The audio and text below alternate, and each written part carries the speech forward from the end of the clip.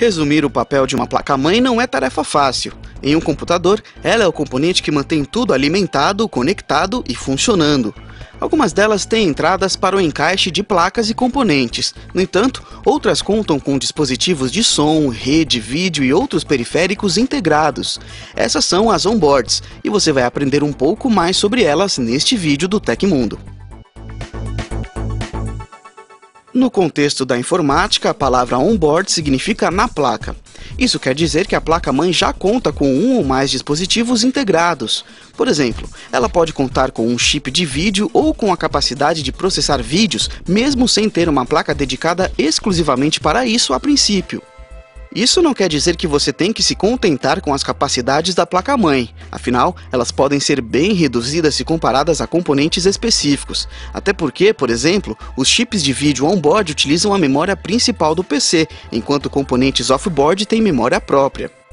Mesmo com diferentes dispositivos já integrados à placa-mãe, na maioria dos casos você pode instalar outros no seu computador, basta que a placa-mãe tenha os slots necessários, como o PCI Express.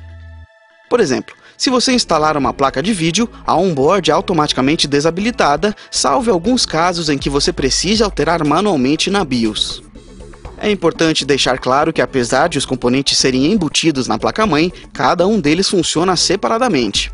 Isso significa que, se um deles deixar de funcionar corretamente, a placa-mãe não será comprometida por isso. No entanto, essa é uma situação bastante desagradável, já que tecnicamente é possível consertar, mas torna-se inviável no final das contas, já que o custo da mão de obra e dos componentes ultrapassa o valor de uma placa nova.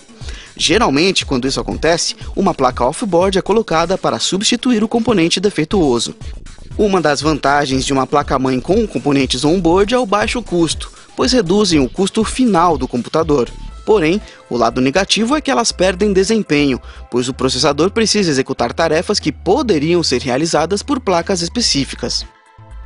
Como você pode perceber, uma placa-mãe com componentes on-board não é necessariamente pior do que ter placas instaladas separadamente. Tudo depende da sua necessidade. Por exemplo, se você é um jogador que curte games pesados, é melhor ter uma placa de vídeo off-board. Além disso, processadores com tecnologias mais modernas como Core i3 e Core i5 da Intel e alguns modelos da AMD já contam com chip gráfico, por isso eles são mais eficientes que as placas-mães on-board. Já se você precisa executar tarefas corriqueiras ou até jogar um game casual de vez em quando, uma placa-mãe com componentes on-board pode dar conta do recado sim. No final das contas, tudo depende da sua necessidade com o computador. Esse foi mais um vídeo explicativo do Tecmundo. Esperamos ter ajudado você e até a próxima!